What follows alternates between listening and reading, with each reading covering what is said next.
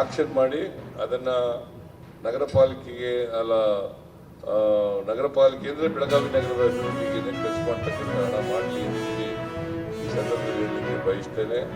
ಇದೇ ಸಂದರ್ಭದಲ್ಲಿ ಭಾಳ ಜನರಿಗೆ ಅಂಗವಿಕಲರಿಗೆ ವಾಹನಗಳನ್ನು ಕೊಟ್ಟಿದ್ದೀವಿ.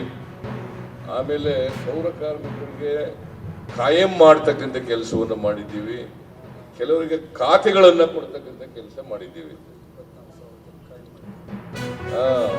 ಒಟ್ಟು ಈಗ ಈ ನಗರ ಪಾಲಿಕೆಯಲ್ಲಿ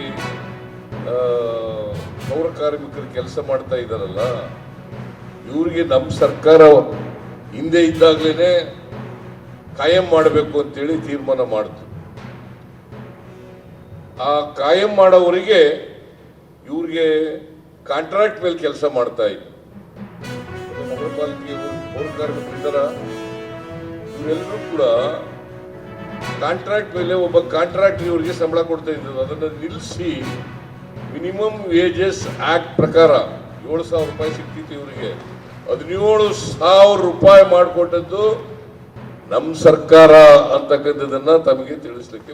ರಾಜ್ಯದಲ್ಲಿ ಯಾವ್ಯಾವ ನಗರ ಪಾಲಿಕೆಗಳಲ್ಲಿ ಕೆಲಸ ಮಾಡಲಿ, ನಗರಸಭೆಗಳಲ್ಲಿ ಕೆಲಸ ಮಾಡಲಿ, ಪಟ್ಟಣ ಪಂಚಾಯಿತಿಗಳಲ್ಲಿ ಕೆಲಸ ಮಾಡಲಿ, ಪುರಸಭೆಗಳಲ್ಲಿ ಕೆಲಸ ಮಾಡಲಿ, ಪಂಚಾಯಿತಿಗಳಲ್ಲಿ ಕೆಲಸ ಮಾಡಲಿ, ಎಲ್ಲ ಪೌರ ಕಾರ್ಮಿಕರನ್ನು ಕೂಡ ಕಾಯಂ ಮಾಡತಕ್ಕಂಥ ಕೆಲಸವನ್ನ ಮಾಡ್ತೇವೆ ಅಂತಕ್ಕಂಥ ಮಾತುಗಳನ್ನ ಇದು ಸರ್ಕಾರದ.